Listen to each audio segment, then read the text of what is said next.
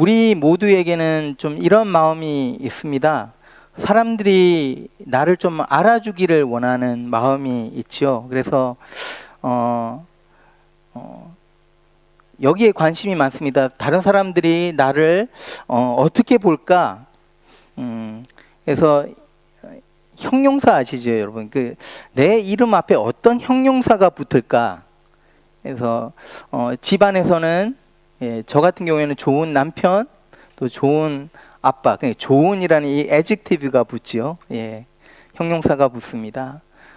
또 목회를 하면서는 조금 diligent한, 성실한 그런 목사가 되고 싶다.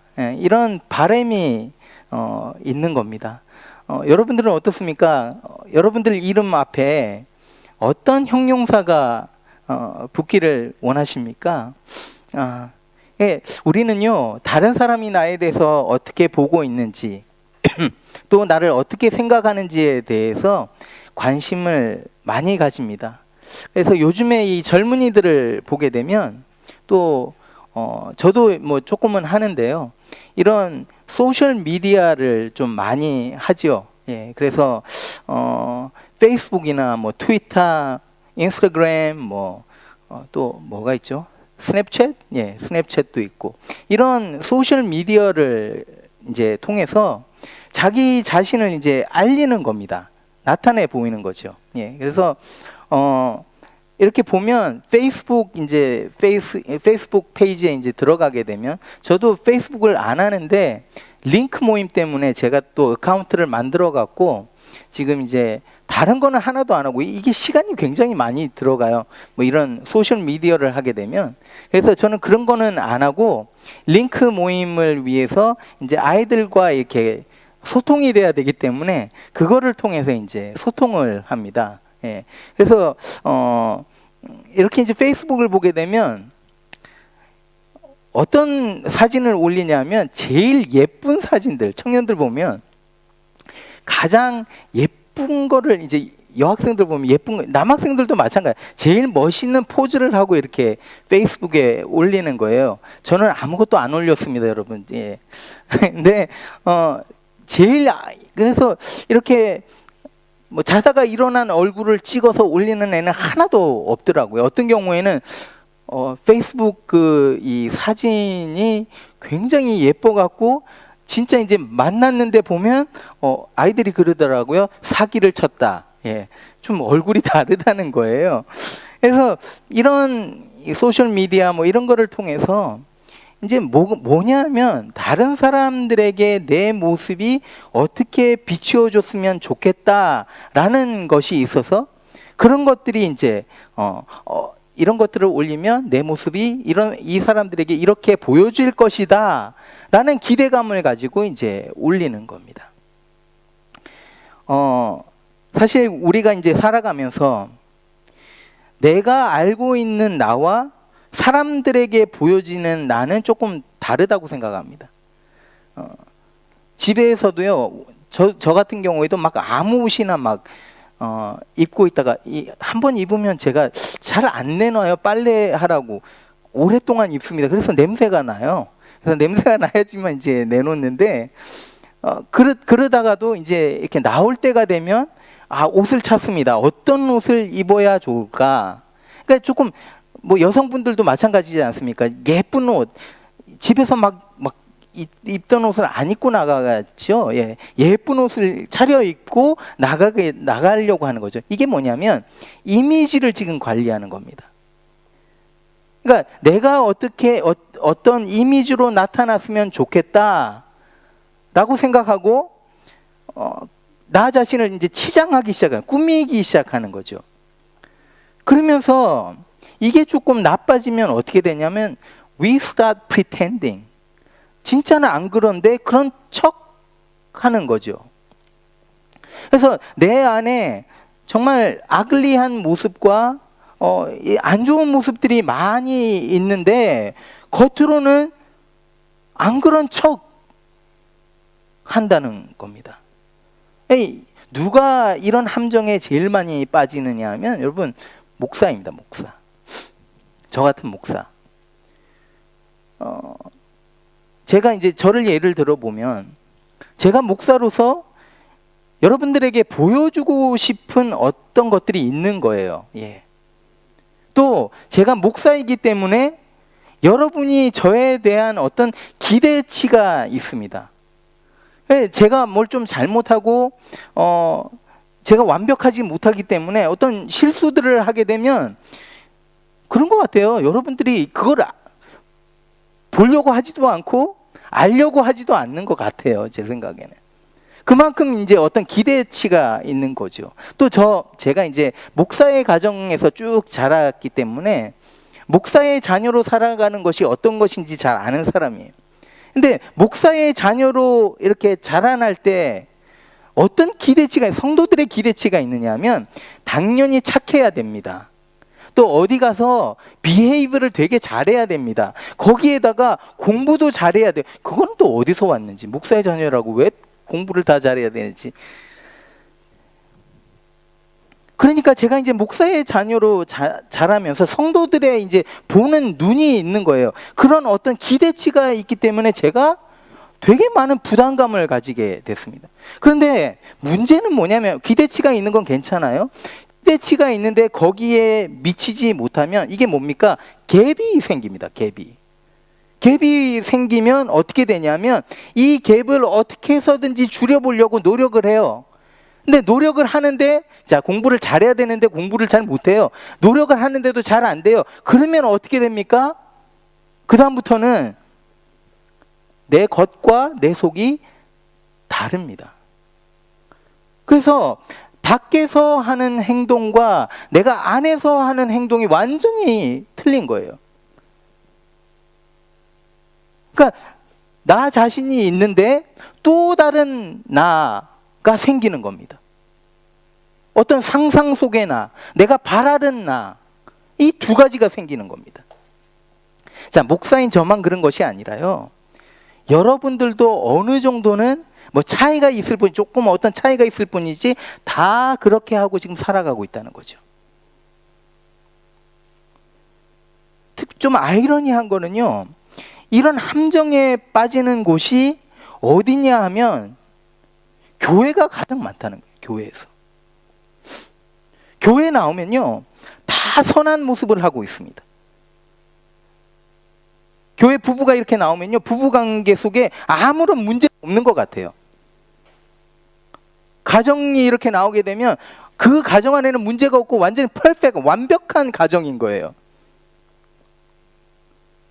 교회에 나오면서 차 안에서 부부가 막 싸움을 막 치열하게 하다가도 교회 딱 도착하면 그 다음에는 가면을 쓰는 거죠.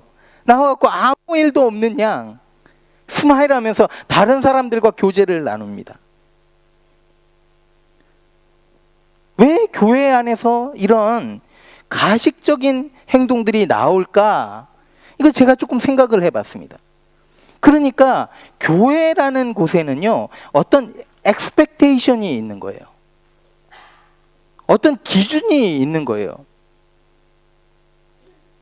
그래서 이런 기준이 교회 안에 있는데 이 기준에 미치지 못하면 어떤 일이 일어나냐면 손가락질을 하기 시작한다는 겁니다. 그러면서 다른 사람들을 판단합니다. 교회가요, 가장 I think 이 교회라는 이게 잘못되면요, we become really, really judgmental. 교회가요, 어떨 때 보면 그 어떤 사회 조직보다 배타적이 됩니다. 새로운 것을 가장 못 받아들이는 곳이 어딘 줄 아세요? 교회입니다. 어떤 나와 좀 다른 사람이 들어왔을 때 정말 받아들여지지 않는 곳이 어디냐면 교회입니다. 옛날에 흑인과 백인과의 갈등 속에서 어디가 제일 심했는 줄 아세요? 교회 안에. 흑인이 들어오지를 못했던 거예요. 왜 이렇게 되었느냐? 기준이 있는데 거기에 미치지 못하니까 그렇게 되면 이제 내가 손가락질을 받게 되는 거예요. 그렇게 되니까 we pretend. 다른 사람들이 나를 향해서 뭐라고 할까봐, 싫어할까봐 we pretend. 거칠애를 하기 시작하는 거죠. 내 마음속은 막 썩어져 들어가고 있는데 아무 일도 없는 것 같이. 사실은 내가 지금 믿음 생활을 하고 있는 것이 아니라 종교 생활을 하고 있는데 나는 지금 잘 믿는 것 같이 나와서 성령 충만한 것 같이 가정 안에는 문제투성이인데 나는 지금 완벽한 삶을 살아가고 있는 것처럼 그런 모습을 그린다는 거죠. 이거를 여러분 영어로는 fake라고 말하는 거예요. fake. 진짜가 아니고 가짜라는 거죠. 우리가요 어떤 가짜로 살아간다는 겁니다. 그러니까 이런 사람들 이제를 쫙 보면요, 처음에는 사람들을 끌어요. 왜냐하면 가짜니까 예뻐 보이는 거예요. 아, 이 사람 좋은 것 같다. 그런데 어느 순간 가보면 그 사람 주위에 사람이 없어집니다.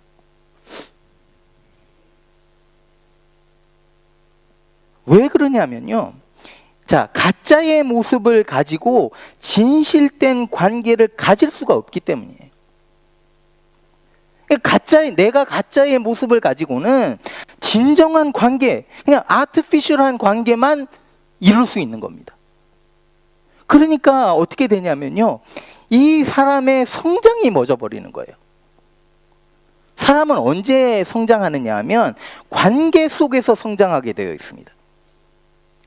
그래서 오랜 세월 동안 수많은 인간관계 속에서 거기서 배우고, 거기서 즐거움도 느껴보고, 거기서 슬픔도 느껴보고, 거기서 아픔도 느껴보고, 이러면서 한 사람이 성숙해져 가는 거예요. 그래서 우리가 나이 드신 분들 중에서 정말 성숙한 분들을 이제 보게 되면 막 존경심이 가지 않습니까? 이런 분들을 살펴보면 하루아침에 이렇게 된 것이 아니라 진실된 그 자기 자신의 모습으로 많은 사람들과 관계를 하면서 그 관계의 경험 속에서 그렇게 성숙한 모습으로 만들어진 거예요. 반면에 나이가 지긋하게 드셨는데 성숙하지 못한 사람이 있습니다. 여러분, 나이가 들었다고 성숙해지는 거 절대 아닙니다. 그러니까 대부분 이런 분들을 보게 되면 평생 동안 진실된 관계를 가져보지를 않았어요.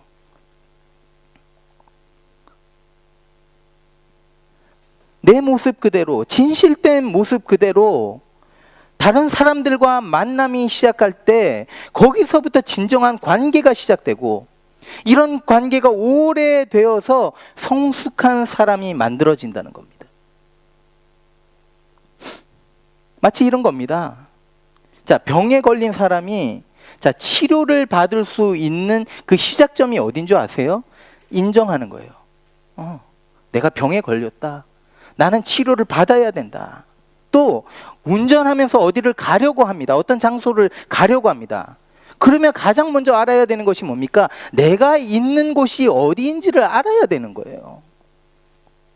우리의 성장, growth가 어디서부터 시작됐냐면 내 모습 그대로를 먼저 인정하는 데서부터 시작이 됩니다. 내 모습 그대로를 인정하고 사람들을 대할 때 아티피셜하게 대하는 것이 아니라 진심으로 대할 때 그때부터 그 사람은 성장하기 시작한다는 겁니다.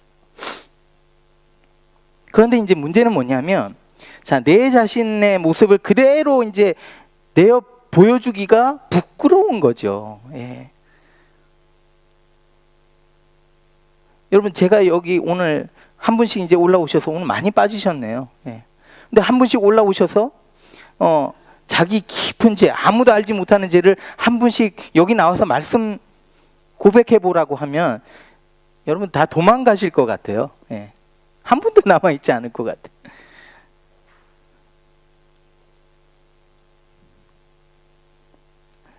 그래서 내가 있는 모습, 내 안에 있는 것들을 막 드러놓기 시작할 땐 부끄럽기도 하고, 10중 8구는 이렇게 내가 내놓게 되면 내가 다시 상처받을 거라는 거죠.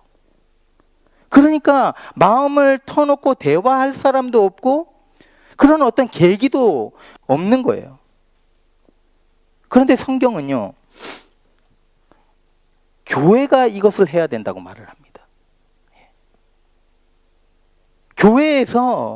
교회에서 우리의 자신들을 그대로 보여줄 수 있어야 된다는 거예요.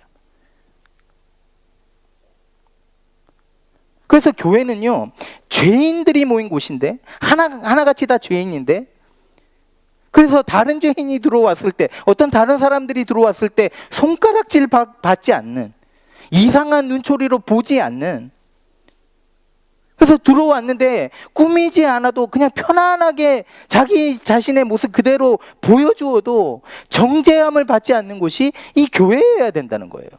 만일에 우리 나섬교회가 그런 교회라면 사람들이 이 나섬교회에 얼마나 어트랙 될까요? 끌릴 것 같아요. 우리 세상 교회가 만일에 이렇게 다 되어 있다면, 누가 들어오든지 정말 정죄함이 없고 다 받아주고 안아주는 그런 교회들이라면, 제 생각에는 더 많은 죄인들이 여기에 들어올 거라고 생각이 됩니다. 제가 목회를 하면서 종종 듣는 말입니다. 목사님, 제가 죄를 너무 많이 지어서 교회에 나갈 수 없습니다. 제 삶을 조금 청산하고 좀 제대로 이제 만들어서 그 다음에 교회에 나가겠습니다. 이건 맞는 말입니까? 아니죠. 사실은 내가 진짜 죄인이기 때문에 교회 없이는 안 돼요. 그래서 나는 죄인이지만 교회에 나갈 수밖에 없어요. 이것이 맞는 말이라는 거예요. 근데 어느 순간부터 교회라는 장소가요, 아무나 들어올 수 없는 어떤 벽이 있는 그런 장소가 되어버린 거예요. 저는 이게 너무 슬프다고 생각합니다. 제가 만일에 어떤 모임에 갔는데 그 모임에서 너무 편안하게 해주는 거예요. 그러니까 내가 내 자신을 꾸미지도 않아도 돼요. I can be myself. 내 있는 모습 그대로 이해해주고 나를 격려해주고, 이런 모임이 있다면 거기에 어떤 막 자유함이 있어요. 편안함이 있습니다.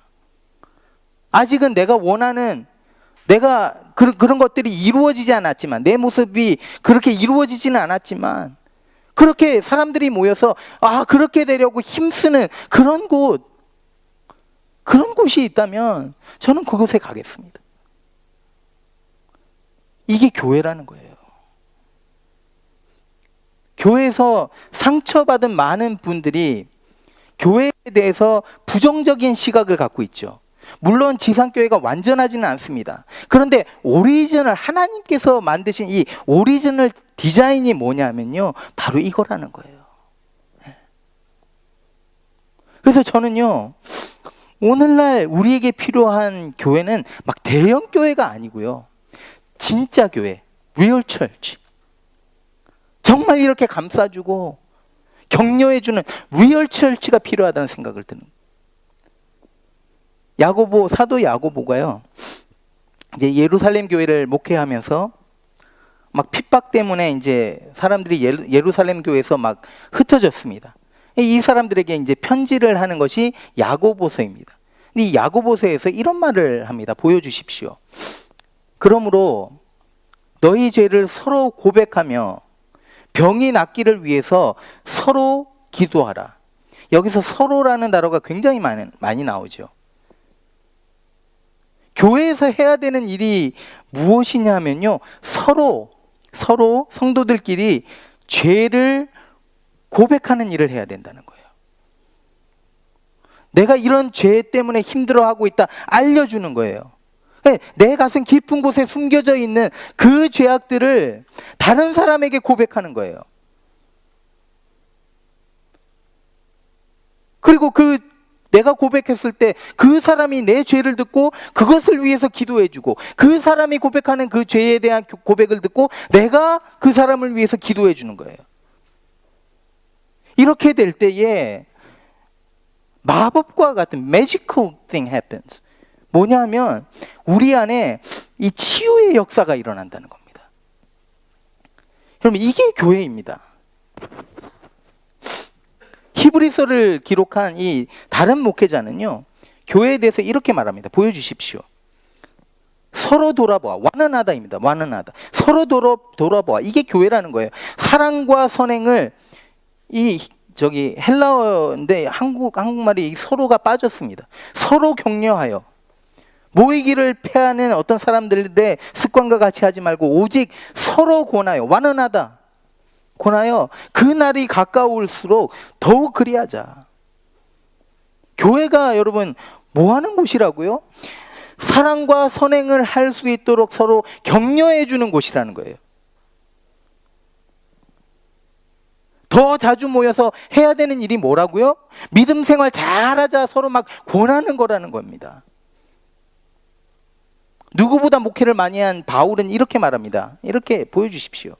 형제들아, 이 사람이 만일 무슨 범죄한 일이 드러나거든. 그러니까 죄를 딱 짓다가 딱 걸린 겁니다. 신령한 너희는 온유한 심령으로 그러한 자를 바로잡고, 그 다음에 Don't be judgmentally입니다. 여기 너 자신을 살펴보아. 너도 시험을 받을까봐 두려워하라. 우리도 충분히 그렇게 빠질 수 있다는 거예요. 너희가 짐을 서로 지라. 그리하여 그리스도의 법을 성취하라. 만일에 어떤 아이가요, 잘못을 했어요. 그러다가 딱 걸렸습니다, 이 아이가. 그러면 누가 이 아이를 바로잡을 수 있습니까? 아무나 이 아이를 바로잡을 수 없어요. 남이 와갖고 이 아이를 바로잡는다는 것은 말이 안 되죠. 누가 바로잡을 수 있습니까? 부모나 이 아이의 선생님이 바로잡을 수 있는 거예요. 다시 말하면 무슨 말이냐면, 이 아이를, 이게 잘못한 아이를 바로잡을 수 있는 사람은 이 아이와 어떤 관계가 있는 사람, 관계를 맺고 있는 사람이 이 아이를 바로잡을 수 있다는 거죠. 여러분, 어떤 사람이 범죄를 합니다. 우리 안에서. 그러면 이 사람을 바로 잡아줘야 되는데, 누가 바로 잡을 수 있느냐 하면 그 사람을 가장 사랑하는 사람이에요. 별 관계도 없는 사람이 와갖고 너 죄지었지? 너 죄지었지? 딱 걸렸어?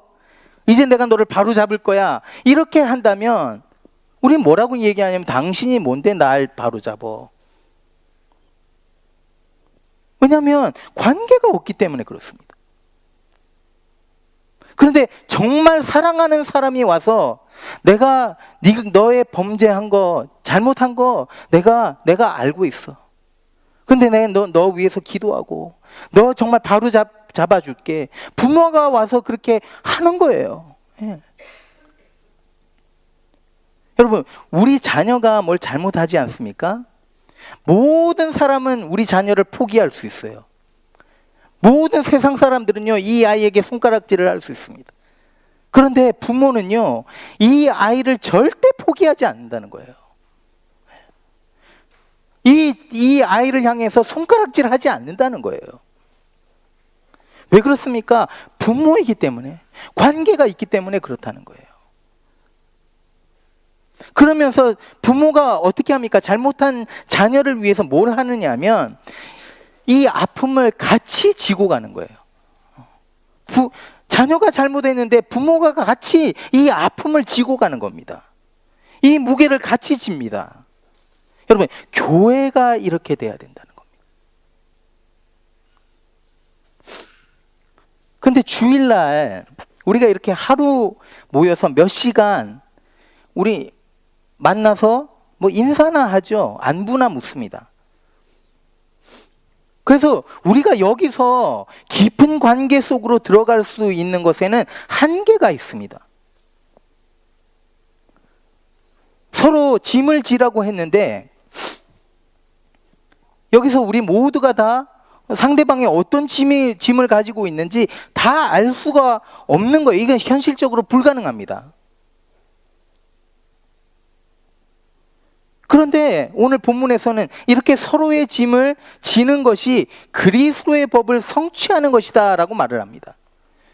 그러니까 서로의 짐을 지긴 져야 돼요. 그런데 이 큰 공동체 안에서는 이게 너무 힘든 거죠.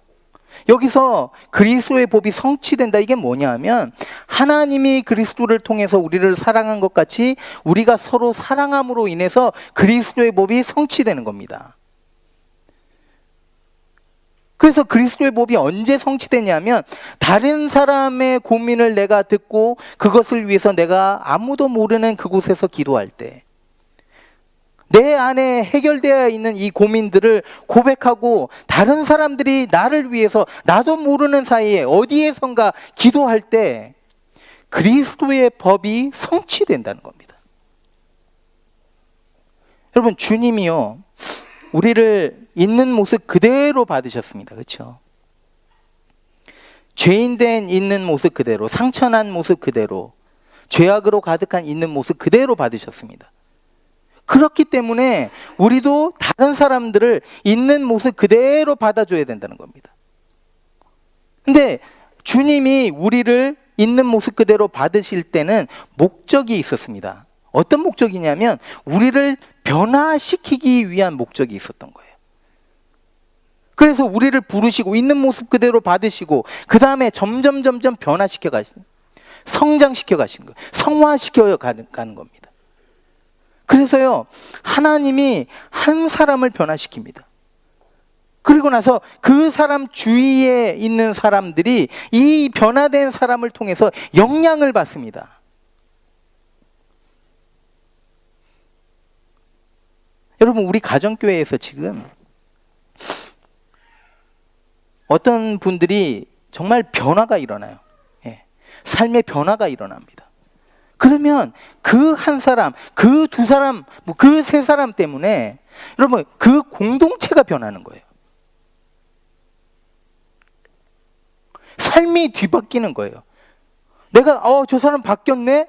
어떻게 저렇게 바뀌지 하면서 나도 챌린지를 받는 거예요. 도전을 받는 거예요.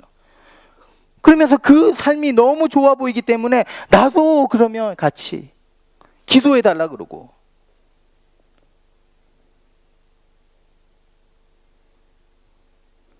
여러분, 주일날 우리가 이렇게 모였을 때는 이런 것들이 경험이 되지 않습니다. 이런 경험들이 어디서 되냐면 스몰 그룹, 가정교회라는 것에서 이런 관계가 이루어지는 겁니다. 깊은 관계가 어디서 이루어지느냐? 여기서는 안 이루어져요. 물론 주일날 예배드리고 찬양하는 게 이게 중심이 돼야 됩니다. 그런데 이것만으로는 부족한 거예요. 일주일에 한 번 갖고는 안 돼요. 지금은 우리가 이 로우로 앉아서 예배를 드리고 있습니다. 로우로. 근데 로우로 해갖고는요, 서로와 서로의 어떤 관계가 형성이 되지가 않습니다. 절대 안 됩니다. 그럼 언제 형성되느냐? When you are in circle. 둥글게 있을 때 관계가 형성이 되는 겁니다. 그래서 가정교회 안에서 여러분 둘러 앉아서 식사를 하죠. 그 안에서 교제를 나눕니다. 말씀을 나누고 서로의 삶을 나눕니다. 여러분, 여기서부터 관계가 시작되고 여기서부터 진짜 변화가 일어나는 거예요. 주일날 말씀을 통해서도 능력이 있습니다. 그런데 더 능력 있는 건 뭔지 아세요? 그 서클 안에서 이 사람이 진짜로 변하는 모습을 보면 이게 간증이라는 거예요. 그러니까 가정교회 안에서 한 사람이 변할 때 그 가정교회가 막 그냥 챌린지를 받는 거예요. 여기서 관계가 생기고요, 여기서 놀라운 일들이 생기는 거예요. 그래서 가정교회 안에서 기쁜 일이 서로 나누어집니다. 기쁠 때 막 함께 합니다. 슬픈 일이 있을 때도 같이 막 가서 슬퍼해 주는 거예요. 여기에 가면요, 내 있는 모습 그대로 나타내도 아무런 거 없는 거예요. 가면을 쓰지 않아도 되는 거예요. 범죄해갖고 막 마음이 아파 있는데 거기 가서, 가정교회 가서 내가 정말 이런 것 때문에 힘들었다 그러면요, 가원들이 같이 막 기도해 주는 거예요. 같이 아파하면서 기도해 주는 거예요. 우리가 어떤 죄로 스트러글링을 하는데 이거를 어디서 우리가 내놓을 수가 있습니까? 내놓을 장소가 없는 거예요. 여기서는 안 돼요. 그럼 어디서 됩니까? 서클에서, 서클 안에서. 그 안에서 내 깊은 곳에 있는 것들이 나오는 거예요. 그러면 가원들이 그거를 가지고 막 기도해주고 막 메시지도 해주고 힘내라고 막 메시지도 보내주고 이런 관계 속에서 역사가 이루어져 가는 겁니다. 여러분, 저는요, 우리 가정교회가 좀 이렇게 됐으면 좋겠습니다. 가정교회에 들어가서 나눌 때 나만 힘든 게 아니거든요. 내가 어떤 문제를 가지고 이야기할 때, 아, 그래, 다른 사람들도 같은 문제를 갖고 있는 거예요. 가정에 어떤 자녀 때문에 막 고민하고 있는 분이 그것을 마음속에 있던 것들을 내놓습니다. 그러니까 옆에서 나도 같은 문제를 갖고 있어. 나도 우리 자녀 때문에 기도하고 있어. 여러분, 이렇게 되면요, 부부관계에 나만 있는 게 아니야. 다른 사람도 들어보니까 부부관계 속에 문제들이 있는 거예요. 이렇게 될 때 공감할 수 있는 창이 열려요.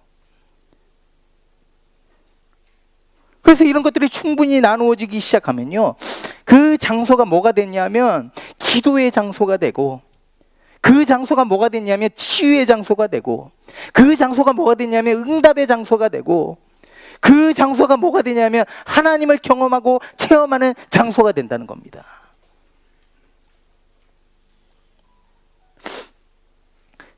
제가요, 목회를 시작하면서 이것이 제 목회의 뿌리입니다.